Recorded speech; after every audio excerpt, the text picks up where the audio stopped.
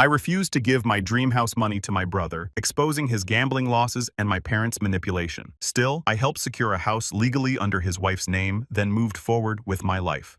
Ever since I was a child, I was obsessed with the idea of owning properties and designing houses. That passion led me to become an architect, and I'm proud to say I'm doing quite well for myself these days. My journey into property ownership began a long time ago in Germany, where I bought my first duplex. I still rent out both parts of that place. Today, I also own 2 houses in Italy and 1 in Spain. 2 of those are rented out as holiday homes most of the year, while the last one has become my own vacation base. I even rent out a room there to a good friend. All these properties bring in a solid stream of passive income, though that only came after years of hard work, endless investments, and non-stop refurbishing projects. Right now, I'm actually renting an apartment in Nick because my job relocated me here temporarily. My older brother, who is 48, only has an apartment. He's got a family with 2 kids and his wife, and he are now on the hunt for a house spacious enough for all of them. They've actually found their dream house, but unfortunately, it's just way out of budget for them. Meanwhile, things are moving quickly for my wife and me. We're about to buy our 5th house, this one in France. It'll be the biggest purchase we've made so far. The kind of house I can see us retiring in. It's an incredible deal, huge, gorgeous, and everything we want. I was excited enough to share the news with my family during a FaceTime call with my siblings and parents. At first, everyone seemed thrilled for me. Then my brother chimed in and said he needed a bigger home for his family. He suggested that I should give up on buying my dream house in France, hand him the money, and said, and maybe even pigeon for refurbishing the home he wanted. I thought he was joking, so I just laughed and flat out said, "No way, that was apparently a huge mistake." Suddenly, the entire mood of the call shifted. My whole family turned on me in an instant, taking turns parading me as if it was somehow my duty to buy my brother a house. After 10 exhausting minutes of non-stop guilt tripping, I finally told them I'd think about just to get them off my back and hung up. I admit I can be a bit of a pushover. Later on, I spoke it over with my wife and we agreed on a potential solution. We could wait to buy their house for them and rent it out at no profit just to help them out.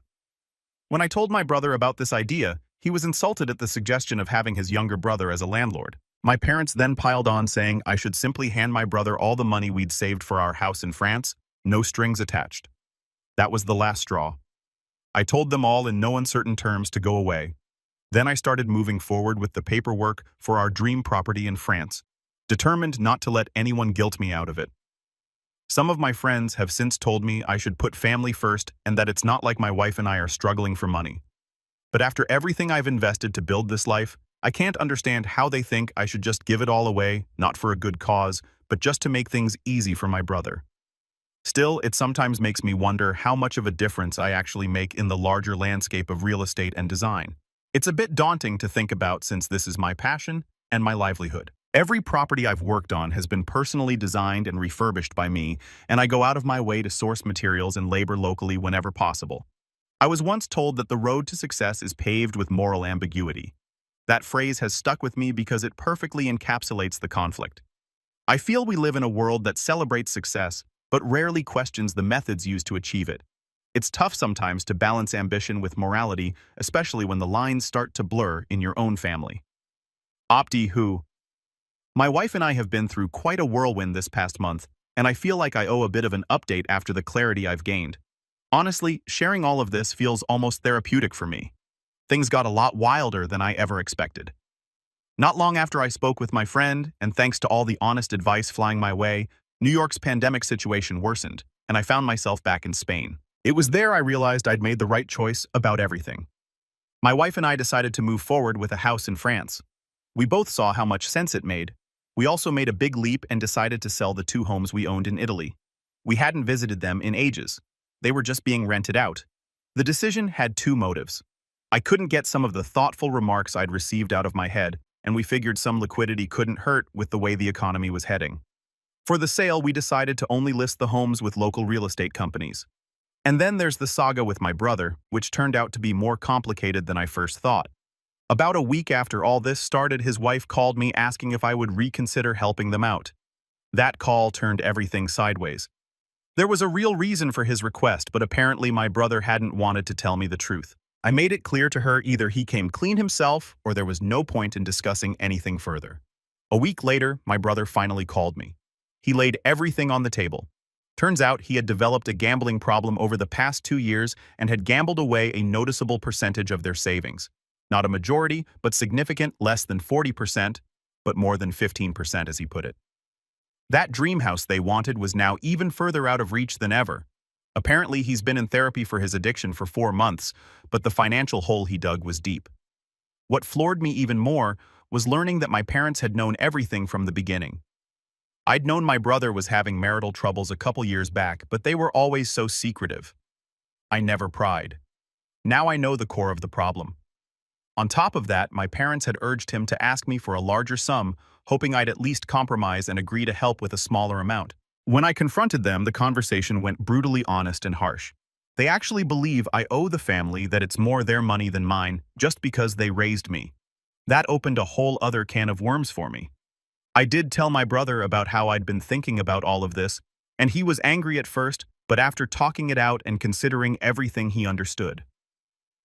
After a tough discussion, I made him an offer he could rent the house at cost, and once he rebuilt his savings, I'd sell the house to him and deduct the rent he'd paid from the sale price as close to a rent-to-own deal as possible. Some people had suggested the solution, and it felt right. He gladly accepted. So that's where things stand today. I'm really hoping once the pandemic is behind us, we can all get together, share a good laugh, and leave this chaos in the past. Opti, free. A lot of people seem worried about the legal side of things. Don't worry. I got my lawyer drafting everything up. Everything will be in writing. But honestly, for me, this isn't just about the paperwork. My drive behind all this comes from a much deeper place. Growing up, my brother and I watched our own father struggle with a gambling addiction. I've seen up close what gambling can do to a family and realized just how much stability those kids need. This is about more than just finances. For me. Looking back, the last 2 years have been a total whirlwind out of really. Of course, the pandemic threw a wrench in everything, but my brother's actions didn't help either.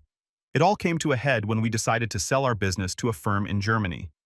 Even though we managed to make a profit in the end, the pandemic made it nearly impossible to set up our sourcing. The projects dried up, and when we finally got a decent offer, we pulled the plug. Since then, I haven't been doing much, just exploring my options and figuring out what's next. But before we made that sale, life at home blew up. My brother and his wife got divorced, my parents followed suit. I always knew my father had struggled with gambling, but I could never wrap my head around how my mom reacted to all of it. It turns out there was a lot I didn't know. As a child, I didn't realize that my mother forced my father to hand over his entire paycheck, and sometimes even more than that. When the money wasn't enough, she actually suggested he try gambling. She's always put herself on a moral pedestal. So discover and she encouraged his gambling was absolutely insane to me. The reality is, she's been incredibly financially abusive for years. They almost divorced before, but she eased up, and my father thought she'd changed for the better. But good things never last. When my brother started working, she began demanding money from him too. Even worse, she used me as an example, claiming I'd been sending her money and that my success was inspired by my need to provide for both myself and her. The truth is, I moved abroad when I was young, so my relationship with my brother was always a bit distant, and I had no idea what she was doing to him. She pushed him towards gambling, and he tumbled straight into the trap. After the situation with the house, he managed to stop for a few months, but quickly relapsed. He switched from local gambling machines to buying prepaid cards so he could gamble online. My father claims he didn't know any of this was happening, but he certainly didn't complain about the vacations paid for by a stay-at-home wife or the pressure he put on me to buy him a house. When he finally filed for divorce, I found it hard to lay all the blame on my mother. I held him equally accountable.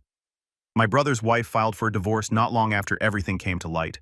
It was only after my father filed that he told his wife about everything our mom had done. I reached out to him wanting to support him, but his response was to tell me to go away and never speak to him again.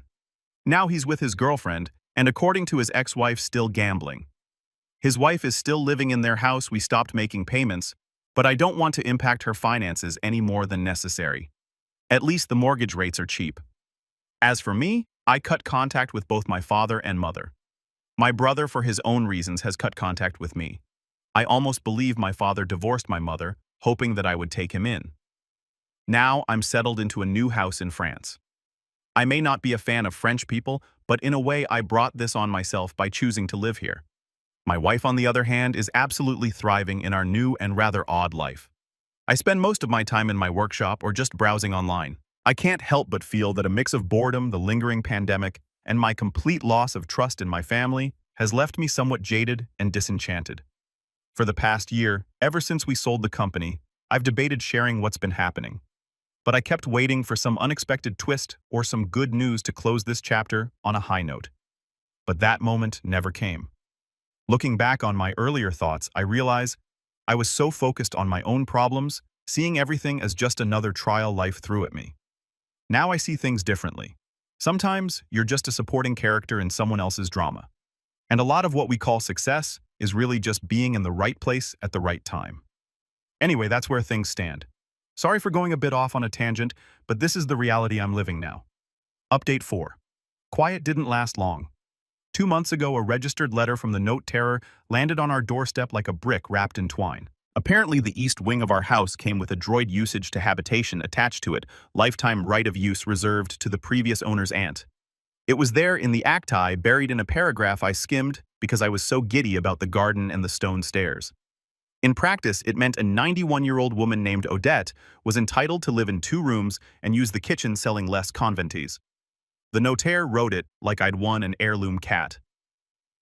3 days later, a taxi pulled up, and out came Odette in a navy coat, a scar on her chin like a comma, and a suitcase with a ribbon tied to the handle as if she had just returned from 1968. It should have been a disaster. It wasn't. She walked in, nodded at the beams, and told me the half wall in the salon was illegal, built in the A's Parancon, and that if we removed it, the room would breathe again. I've worked with structural engineers who speak in millimeters. She waved a stake and was right to within a finger. She'd been a seamstress, and it turns out a life spent painting seams trains her eye. My wife fell in love with her immediately. I pretended to grumble, and then knocked down the half wall on a Saturday morning while Odette made coffee like medicine. There was more. In the granary behind a packing crate left by the previous owner, she pointed to a plank that overlooked old nails in a new pattern. We pried it up and found a low crawl space no one had touched in decades. Dry as a bone, it held a tin trunk with postcards, ration cards, a rolled set of the original plastering elevations for the main staircase, and a pencil plan of the house from 1894 with notes in violet ink. Not treasure, but close enough for me. I spent a week flattening the drawings under books in my workshop, feeling my jaw and clench for the first time in months. I don't know how else to explain it, but having a stranger know your house better than you do forces a kind of humility I haven't allowed myself in a while. Parallel to Odette becoming a fixture, she shuffles around in slippers and insults our olive oil. The situation back home finally boiled over. My sister-in-law called me in tears. I'd known the payments had gone sideways. What I didn't know was that the bank had started the search. There's a particular tone bags take when they smell blood. It's almost polite. I flew in and sat with a man in a gray tie who kept saying policy as if that word were a door he could close in my face. We spent 2 days in offices that all looked like they'd been cleaned of personality. In the end, we found a path. I bought the note at a discount with the condition the loan be rewritten solely in my sister-in-law's name. Fixed modest rate, no balloon. My brother had to sign a renunciation of all claim to the property. He would get a lump sum equal to the equity he'd actually put in. No fantasies, no future cuts, clean break. I told him to meet us at the notary. He showed up 40 minutes late smelling like aftershave and cheap whiskey and tried to turn the waiting room into a stage. He demanded fairness, shouted that I was stealing his house, said the kids would hate me. I told him quietly that he hadn't paid €1 in a year and I was done letting his chaos flatten everyone else's life. It wasn't a moral speech, just a boundary drawn with a pen. He signed. He took the check and left without saying goodbye to his children. I stood in the parking lot after watching the exhaust blow into white air and felt something cold and empty and necessary at the same time. I don't know how to love him without condoning him. That's the problem I can't solve. I came back to France to find the mayor had been leaving notes with our postwoman. Word had gotten around that I'd worked in buildings and the commune wanted help restoring the old Lavier by the stream before it fell in on itself. It was the first time anyone here had asked me to build something without a spreadsheet attached. We sat in the mairie with bad coffee and worse fluorescent lighting and drafted a plan. Local stone, local masons volunteer weekends, a discreet plaque naming the mason who did the vaulting 6 years ago, instead of the donor who paid for the lime.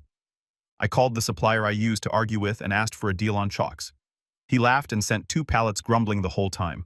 I bit my tongue about moral ambiguity. Sometimes you just take the line and say thank you. Odette supervised. She sat on a folding chair and shouted advice at the mayor about joints. People from the village came with gloves and jokes, and for 2 Saturdays in a row, I forgot the internet existed. My wife, who was born a city person and became some kind of benevolent rural machine in under a year, organized sandwiches. A neighbor I nodded at 4 months told me about his father hiding wine barrels in that very lavoir when the Germans came through. He said it like he was telling me where he kept his socks. That's the thing this place does to me. It makes me understand that the work I've done, the glass, the concrete, the speeches about sustainable sourcing, only means anything if it sits in something older than my ambition. It wasn't all pastoral. The preemption office tried to block us on a technicality, claiming historic servitude across our back garden needed reopening so the wine grower uphill could bring his tractor through. I went 5 round with the architect's desk B. Tim Timids to France about newest shutters. This country can bury you in paper and then asked why your hands are dirty. In the end, Odette marched into the Mary with a folder of photos from 1952 showing the original access path running along the stream nowhere near us, and the mayor squinted, muttered, and stamped. The tractor now passes behind the fence where the brambles are thickest, which is where it always should have been. My mother tried to worm back in through a mutual acquaintance. I blocked her. My father sent a postcard with a drawing of a beach on it thinking of you. Life it is short. I put it in the tin trunk with the ration cards. If on a supporting character in their drama as I once wrote, I bowed and left the stage. The kids came to stay with us for a week during the school holidays. They played hide-and-seek under the walnut tree. Odette taught them to cut an apple so the seeds fall out like stars. My sister-in-law stood at the kitchen sink and cried into a dish towel quietly, the way people cry when they've been loud too long. I handed her a glass of water and didn't say anything because there was nothing to fix in that moment. The mortgage is in her name now. A house is hers. I'm still paying for the mess I offered to pay for, and I don't regret it. Work has crept back in through the side door. A small town nearby wants to turn their unused school into a clinic and apartments.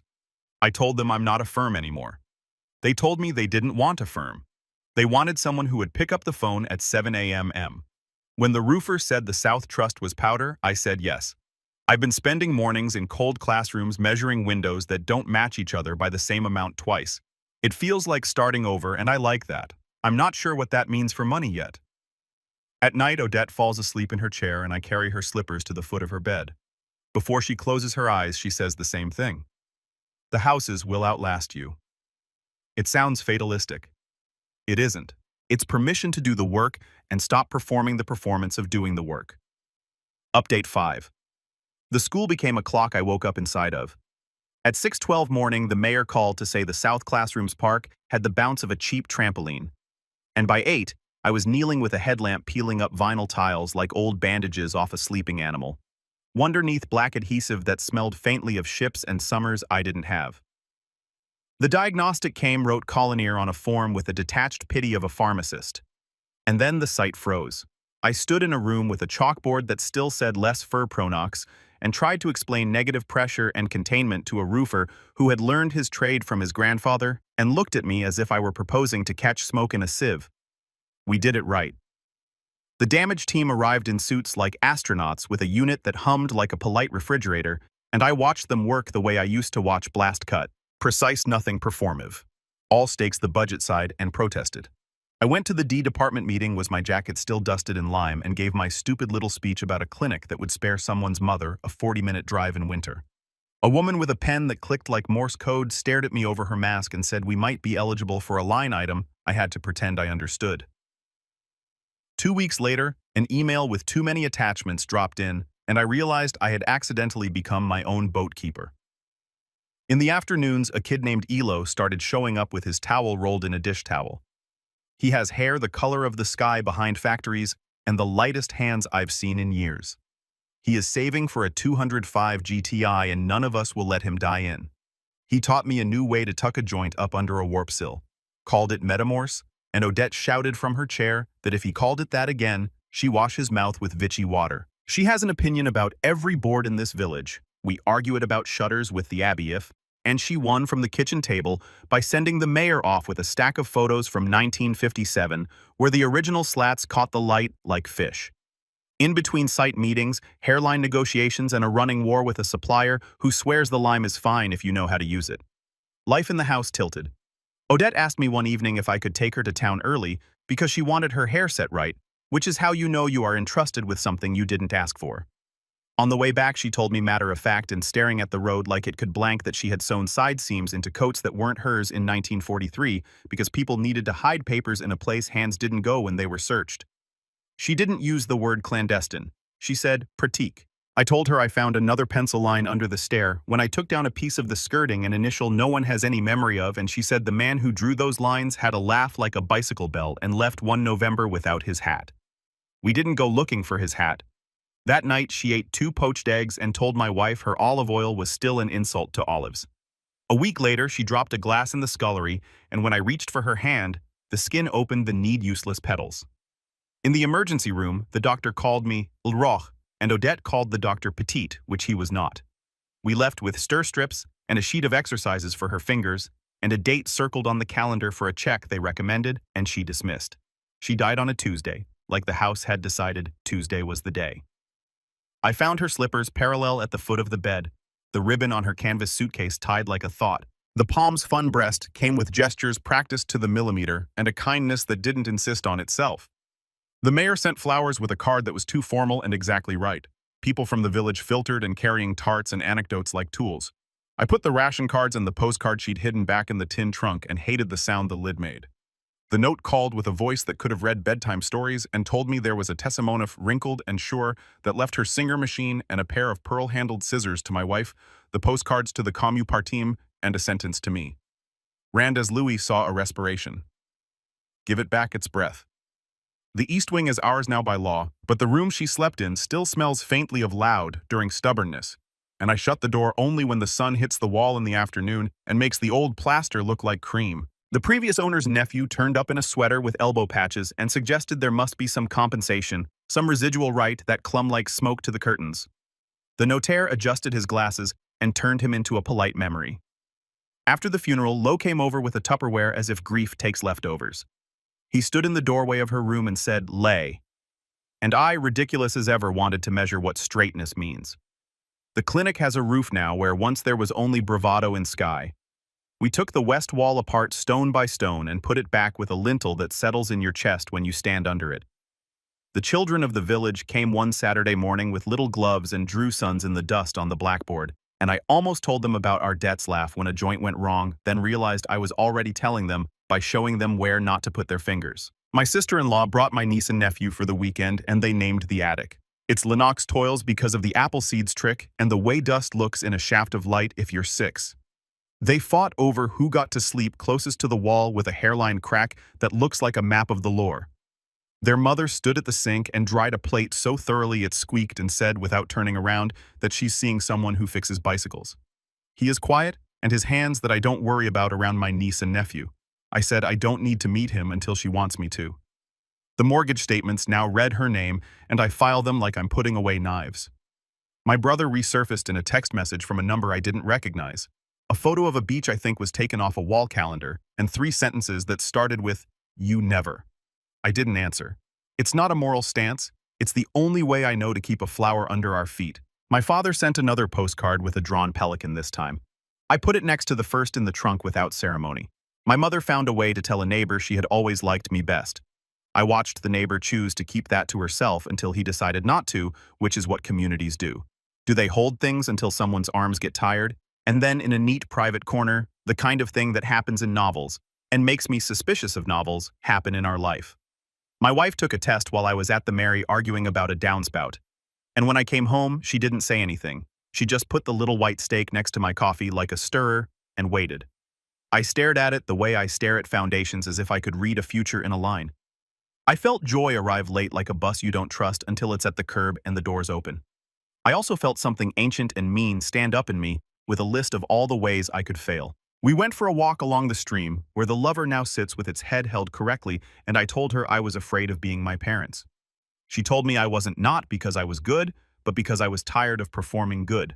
That distinction made more sense to me than anything he has in a long time. We sat on the wall and watched the tractor take the path behind the fence, where it always should have been. And I realized Odette's sentence had already started working on me. The house is breathing. My days are full of old wood and new paper and arguments with functionaries and men who think lime can do anything and it can't. At night, I sit at the kitchen table with the old plants from 1894 and a pencil sharp enough to make the thinnest line a human hand can make. And I draw what we are going to build where there used to be a corridor full of children. I am not sure yet how the money will work. I am more sure of my hands than I've been in years. I carry Adette's slippers to the foot of her bed out of habit, and then I put them back in the pocket, which is its own kind of prayer. The houses will outlast us. That's the point. Update 6. The river climbed the steps of the lavoir like it had a memory to check against. A southwesterly rolled in with the kind of rain that leans, and by midday the stones we just pointed were taking a baptism I hadn't scheduled. The mayor called with his voice already in his boots, and by the time I got down there, you could hear the stream talking in a register that makes men invent new swear words. We stacked sandbags as if that would convince water to negotiate. It didn't, but it slowed its temper. The vault held. The water filled and spilled the way a lung works if you don't panic it. The only casualty was a stack of flyers for the inauguration someone still insists we should have. They bled their ink onto the floor and turned themselves into a map of nothing. I felt absurdly proud of a wall. Back at the school, the roofer reported 3 tiles gone in a ridge that had opinions about weather. We climbed up after the gust light. Hugh approached a recently woken dog hand's open voice low. Elle tied off without being told and handed up tiles with that shy competence he keeps pretending is accidental.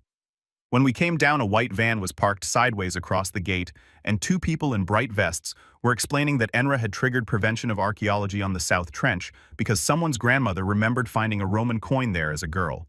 I wanted to say that someone's grandmother remembers everything in this town and is not wrong often enough to be dismissed. But we all have our uniforms.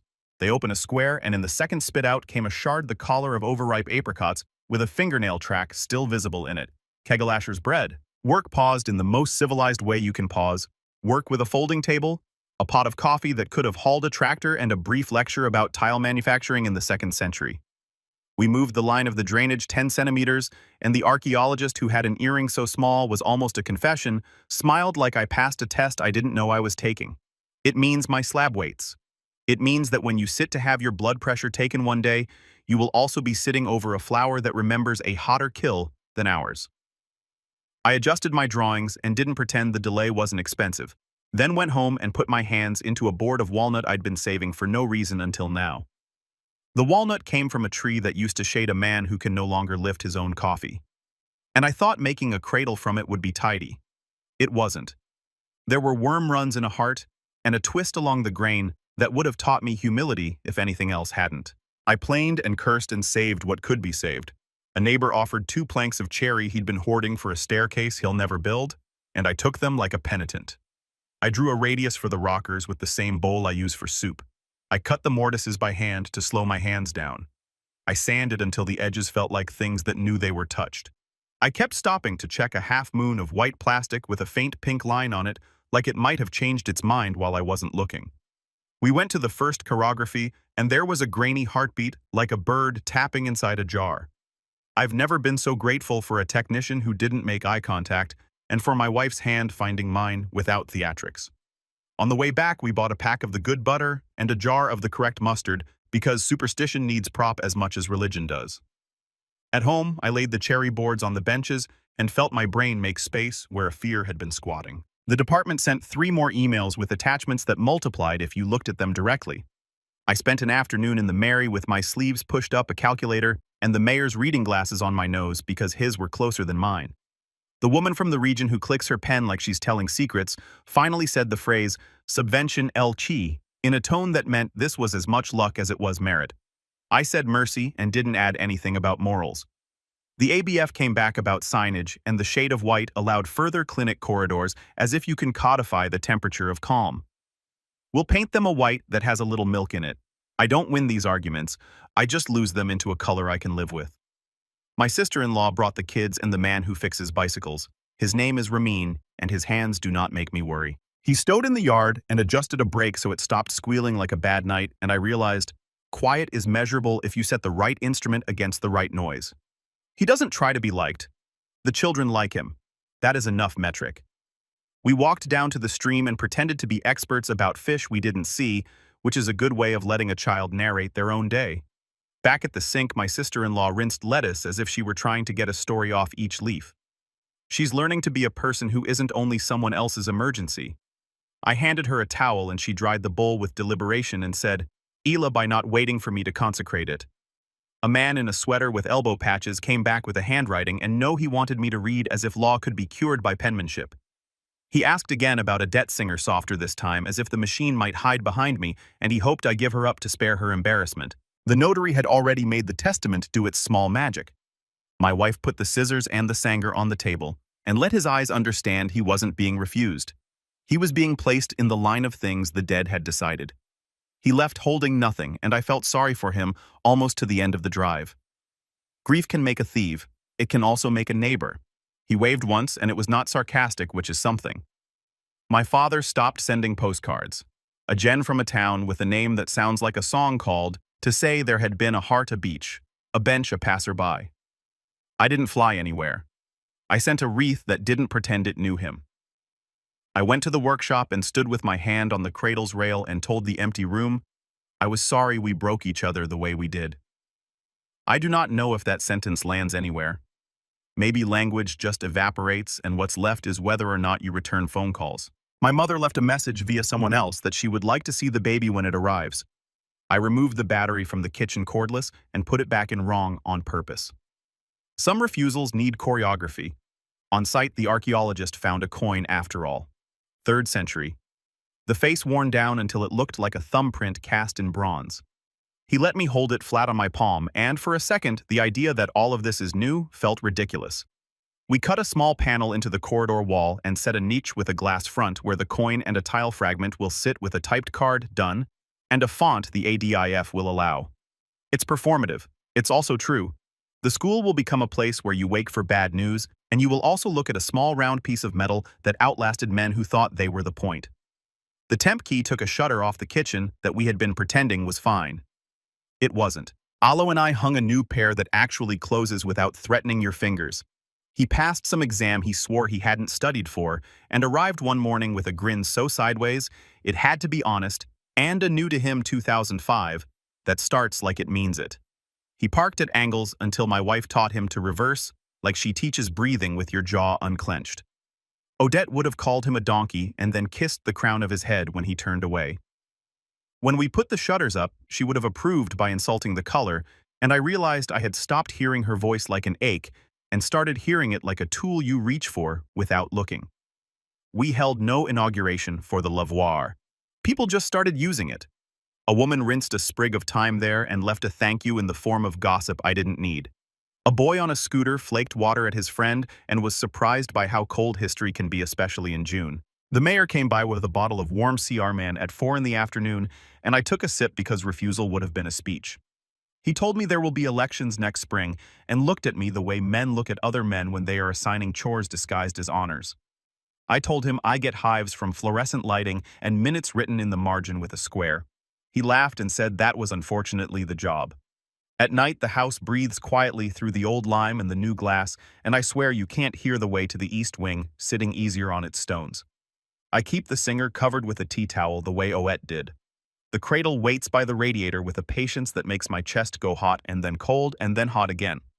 The first cake was a tap like someone testing a wall with a knuckle. We laid there in the blue of the not yet morning and didn't say anything because there wasn't anything to fix. I went down to the workshop later and played the last whisper off the rockers until the shadings came off like ribbon. I do not know how we will sleep, or if the clinic will hit its dates, or if the Regent's pen will click yes one more time. I do know that when the river rose, it told us who we are to it, and when the tile came out of the ground, it told us who we aren't. The rest, I'm building one joint under a warp sill at a time until the rooms we live inside of and the rooms we make for other people both remember how to take a breath without being told.